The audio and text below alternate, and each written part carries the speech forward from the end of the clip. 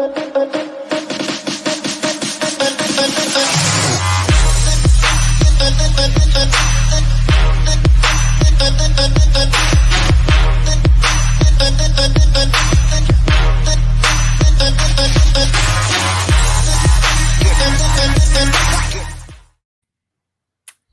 everybody. I'm Selena Rezvani, and you are joining Women and Work Culture Season 3.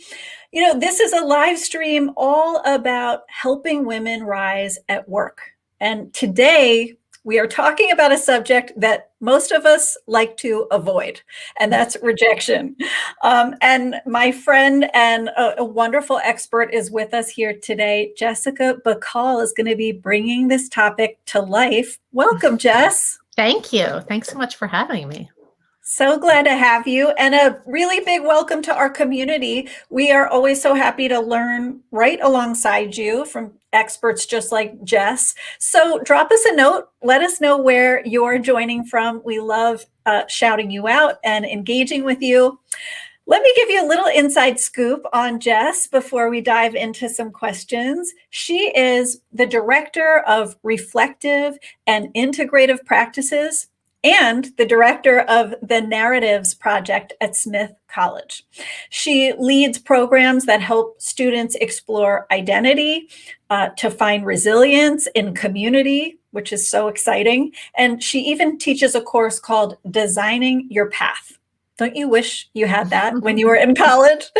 She's the author of 2 super insightful books. I was really honored to get to be in her first book called Mistakes I Made at Work.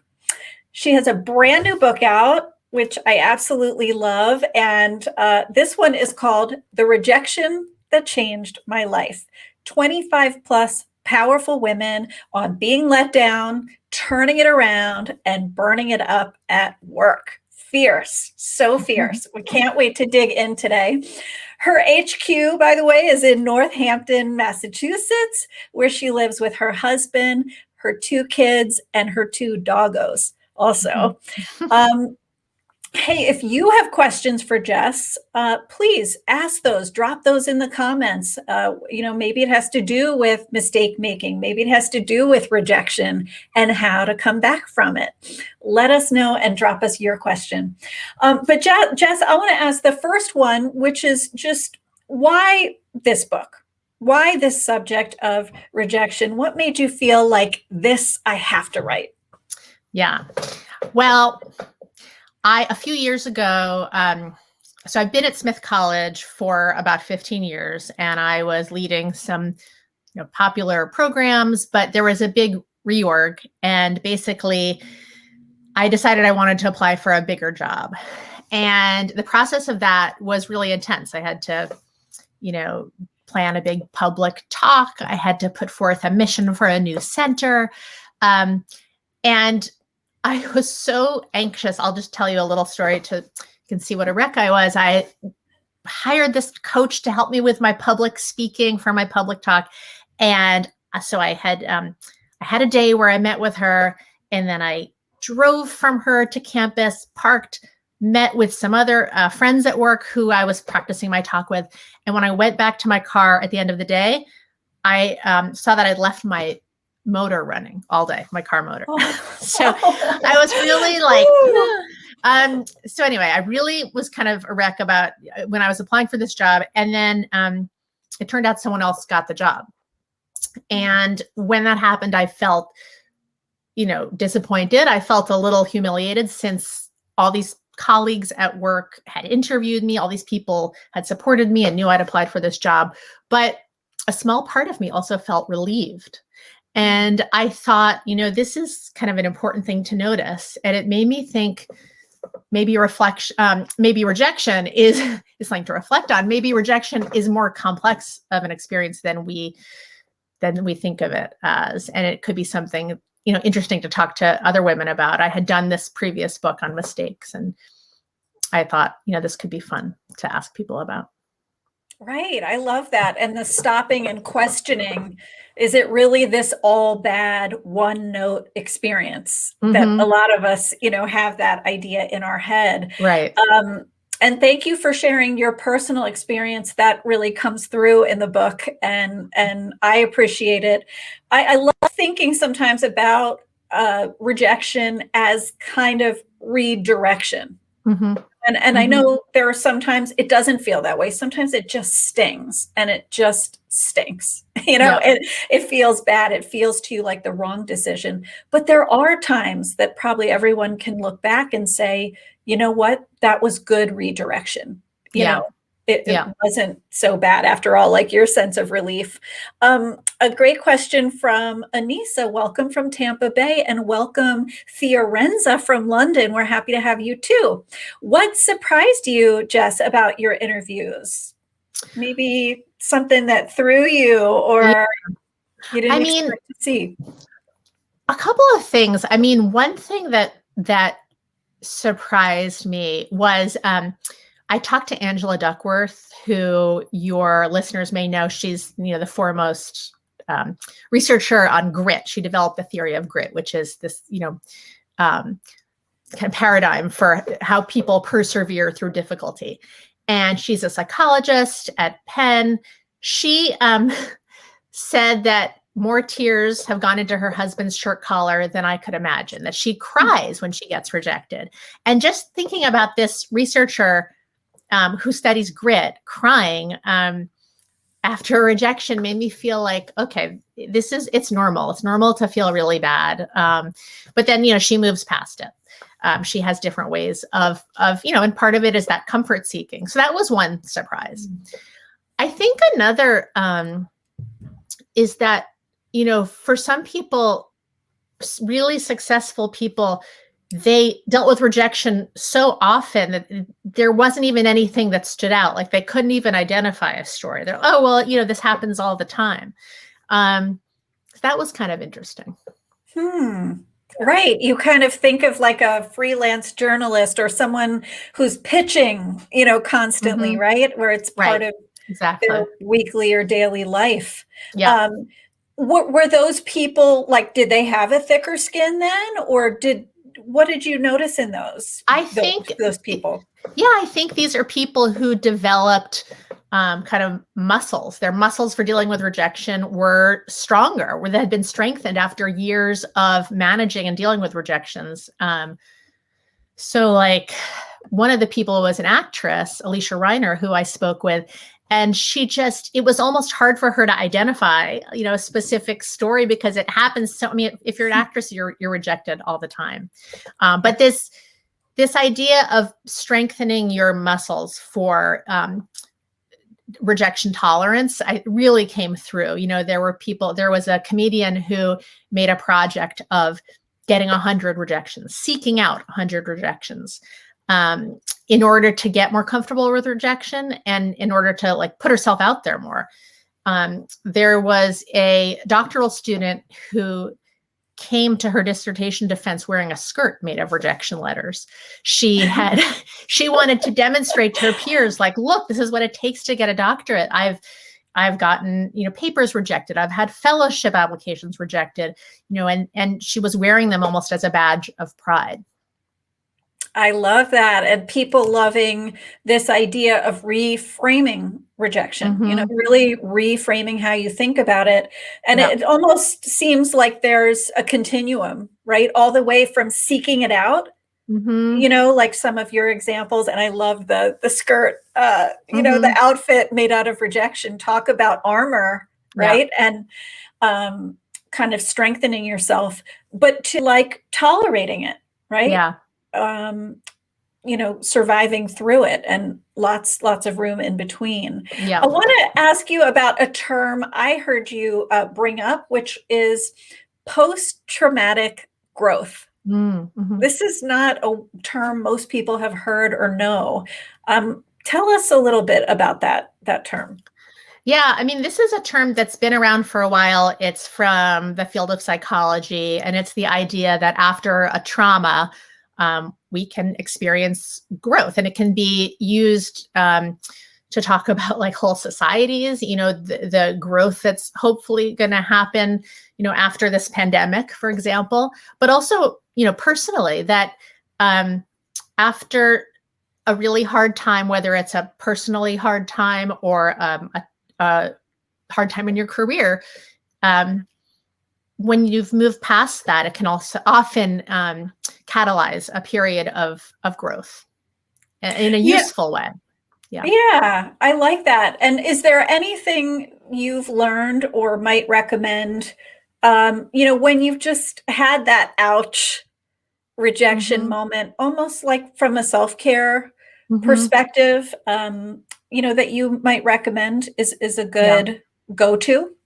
Yeah. I mean, there's a few things, and there's a workbook in the back of my book that includes exercises that speak to this. But, one it is resonant with that story I told about Angela Duckworth crying into her husband's shirt collar, which is just feeling your feelings, letting yourself feel badly. And your listeners may be familiar with the idea of self-compassion, which comes from a psychologist at UT Austin named Kristen Neff. But that ability to just let yourself have your feelings is part of self-compassion. The next piece is talking to yourself like you'd talk to a good friend. So instead of saying to yourself, "Oh, of course you were rejected, you're never going to get a job," saying to yourself, like, okay, this is part of the process. You did the best you could, the way you would speak to a good friend. And the third piece of self-compassion is this ability to trying to universalize. So, and think of your experience as connecting you to other people rather than letting it isolate you. So it's very easy when you've had a rejection to feel shame and think, oh, nothing like this has ever happened to anyone else. But it's not the case. I mean, everyone gets rejected. And so thinking about your experience as something that connects you to other people rather than letting yourself feel isolated, I think are all useful strategies. Those are great because I think it's sometimes easy to do none of those things and either Yeah. kind of freeze, Mm-hmm. or lower yourself into a dark place because, you're maybe saying this rejection confirmed some things about me, Mm-hmm. which is often not true. So Right. I love your ideas and also the idea of kind of telling other people about your Mm-hmm. rejections, which you did really well in this book, but Mm-hmm. but sharing it with other people, right? And normalizing it for Yeah. them, Yeah. making it, kind of controlling, maybe controlling is a strong word for it, but owning your own narrative. Yeah. Yeah. And I So, think that, it's really powerful for peers in your field or for younger people to hear about your rejections. I learned in developing the book about this term, pluralistic ignorance, which is this idea that, that it hasn't happened to a plurality of people, that what you're experiencing, that what you're experiencing has only happened to you. And it's usually not the case. mm. Yeah. That's so true. And the unfortunate thing is if you keep to yourself, you can kind of confirm that idea that this Mm-hmm. has only happened to me. I Yeah. think it's sometimes in those brave moments of sharing it that you realize somebody will say, "Oh yeah, it's totally normal to get a no to Mm-hmm. that at Right. this organization or at this college." Yeah. Or yeah, that's happened to me 5 times, in the last few years. Right. But hard to get that validation and affirmation if you're not, sharing and willing Mm-hmm. willing to talk about it. So I really believe that's so important. I have a question, around appealing rejections. Do you Mm-hmm. always have to accept it that, here's the lot you've been given or here's Yeah. the hand you've been dealt? I mean, that's such a good question. I would love to hear what you think about it. But I think it depends on context. There's one of the stories in the book comes from Allie Einbinder, who is a bassist in a punk band in LA. And she told a story about their management dropping them. This is right after they'd been named, right around the time they were named best punk band in LA by one of the big newspapers out there. So they were dropped by their management. They were trying to finish an album. They needed to be in this specific studio with this equipment, with this particular producer to finish, because you can't just, every studio and producer has their own sound. Anyway, they went back to the management and they said, we really need to finish this album. Can you let us do it? And they did. They got a week. They had to do it really quickly. They got a week to finish it. And so I'd like to say it never hurts to ask, but I don't think that that's true for women. I don't think, I think that it depends on context, and it depends on how you ask. And so I'd be curious what you think, Selena. What's your experience? Yeah, I think I ask about that because it's something I try to promote and teach, that sometimes a no isn't final, Yeah. or a you're not right for this, isn't the final word. And it's not always this damning conclusion, end of story. Sometimes it leads to something 40% different, that like Yeah. a tweak, maybe that role wasn't right for you, but this one that's slightly different is better. Yeah. Or in my own life, I remember getting a financial aid package that was much smaller, Mm-hmm. in college in my second year, which almost made it impossible for me to go back. And appealing that out of a sense of desperation, not Yeah. skill or even chutzpah, but just Yeah. desperation. They were able to help and meet me at a higher level of aid dollars, which made a difference. Yeah. So I think it's kind of holding it lightly, taking a no with like a teaspoon of sugar and Mm-hmm. a shake of salt, that, Yeah. it may not be written in, permanent marker Right. forever. Yeah. I mean, one of the stories in my book, or did I talk about this in the book? I don't know if I did, but I think anyway, I was rejected from the University of Pennsylvania for graduate school. And this was recent. I was returning for a doctorate, and I did go back and reapply, and I got in. Oh, wow. And I went, but I might not have done it. I think in a certain way, my first instinct was to think, like, come up with all the reasons that, like, I didn't want that anyway. Oh, it's too far. I don't want to leave my family one weekend a month. And, but then, a friend encouraged me to reapply. And I realized, like, in the end, there's no shame in trying again. So, I think, I think I agree with you to, like, have that attitude overall. I think that's a good attitude. I love that you did that. I think that we're all so inspired by you for going back, because that story could have ended in a very different way, right? Which is, Yeah. okay, they made their choice. Right. This is done. Yeah. And you chose to see it a different way. So that is really inspiring. I love this question, which comes from Shahista. Welcome from Uzbekistan. So exciting. How can we help our friends, peers, or kids who have experienced rejection? What a great question. Yeah. I think sometimes rejection can be a great opportunity to help, these people close to you to reflect on what was the important thing that they were trying, what was most important in the thing they were trying to get. Because sometimes the job or the school or the whatever it is, there's something within that is what matters, but it's not the thing itself. So, for example, I'll just talk about my own, when I was applying for this big job at Smith, I think what I really wanted was, recognition and to do work with students that felt meaningful, and I think having those conversations about, well, what is it that why did you want this? What really matters? And how can I support you in pivoting so that we can find maybe another way to get that thing? That's awesome. A much more empowering way, right, than looking really narrowly that, there was just this one opportunity, but Right. what's beneath it? Yeah. What's driving me and motivating me to want this? Yeah. Because chances are there's more of that, right? There's Yeah. more of that thing. Yeah. I love your question, Shahista. Thank you for asking it. And for others of you joining us, if you have a question for Jess about handling rejection, reframing it, coming back from it, please ask your question. I would love to hear what some of those are. You talked about this idea of distanced self-talk, Yeah. which I really like that concept. Could you kind of give us an example maybe of Mhm. how that might work? Let's say we get rejected Mhm. for a new job we've applied Yeah. to that we were excited about.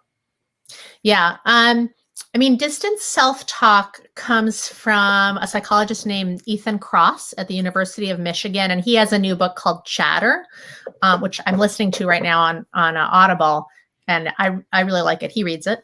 Anyway, but I also got to interview him for my book, and it really is about talking to yourself or about yourself or writing in order to get a kind of distance. So you might, for example, if you don't, for me, I might say, Jessica, you didn't get that job at Smith, but it's going to be okay, or I might sit down and write about myself in the third person, in part to kind of do that meaning making and thinking about what matters, but in part to kind of to provide a little bit of distance. So it's that talking to yourself or about yourself. You can actually use your own name, and not necessarily aloud, but in your head or on paper. And it's kind of amazing. They're finding in his lab that this can really help people cope. It kind of it like tricks us into getting a certain kind of distance from our problems. That helps us to cope. I love that. Yeah. I know for me personally, being hard on myself has been always been a challenge, right? When Mhm. something happens or didn't go the way you hoped, some of the what I call trash, self trash talk Mhm. can be an easy default setting to go to. So I Yeah. love your idea to use your own name, Mhm. talk yourself through it. One of the things I've actually done is even use like a nickname, like Yeah. a little bit, like a good friend might say to you, Yeah. Sleens, it's Yeah. okay, Yeah. in my case. But seriously, just that tone change even makes it feel less grave, Yeah. in my case. And I think there's a misunderstanding. Some of us think we need that mean voice in order to motivate ourselves. But there's, back to that, the self-compassion research, Kristen Neff has found that it actually gets in our way. Those mean voices don't help us achieve or, get things done. So, yeah. I love that. I love that. So somebody has a tough rejection or face plant.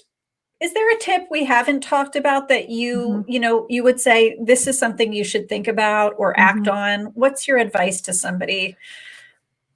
I do think that I really liked another piece that came out of these interviews was using rejection as data. Mm, So, and this is another way, I guess, that helps us to kind of get some distance. But I think there's different ways to do that. So, one is using your emotions as data. How upset are you, and what's the piece that you're upset about? Or, I really hated getting rejected. There's someone named Laura Wang who's at Harvard Business School. She yeah. talks about this a lot. She has a book called Edge, and she told me this story about when she was first a faculty member, being told to network and ask people out on lunch dates. And she asked this dean to go to lunch, but when she sat down with him, he kind of assumed she had an agenda, and hers, it was really a networking, get to know you Mm, lunch in her mind. To him, he was like, okay, if you've asked me to lunch, it must be because you have an agenda because I'm really busy. And the whole thing just made her feel uncomfortable and rejected.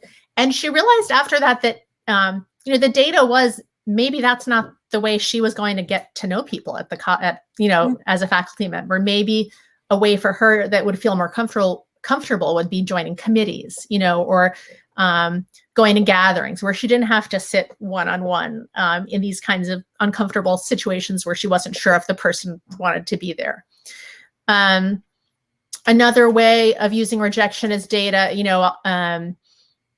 I'll just say for my book, there were people who wanted to be in the book and there were people who said no. And by noticing patterns and who said yes and who said no, and what kind of people they often, a lot of the people who said yes were people who already had an interest in mentoring women or had spoken about rejection before. And that was helpful for me in terms of kind of zeroing in on who would be interested in being interviewed. So I think there's different ways we can try to gather data in our own rejections. I love that. It's much more empowering, and I'm right there with you with interviewing women for my own books. It was data to see. Sometimes if people asked me 42 questions about the book, they didn't end up coming on board. But the people who it immediately grabbed, did. And so that was interesting data. And I love your point. I want to ask one more question from an audience member, Shahista. She works in career development. And when she prepares students for interviews, she tries to encourage them, tell them to focus on successes. But does she need to mention the possibility of being rejected? Is that a demotivator? Or can they still be confident knowing, they may be told no? Yeah, that's such a good question. I mean, I think that using the idea of practice and that, all of these, everyone goes on interviews and it gets rejected, but these interviews are practice. You're probably going to do interviews your whole life because usually people don't stay with the same job, their whole lives these days. And I think that, you could talk about the idea that you might be rejected, but I think more important is the idea that even if you get rejected, you've had this practice, which is really useful. Yes, I love that. And Fiorenza encouraging also maybe a reframe is a good idea, Shahista, kind of reframing what the rejection and what some of those no's mean. I want to ask you one final question. We have a tradition of asking our guests for a parting truth bomb, something you really want to stick in our minds when it comes to this topic.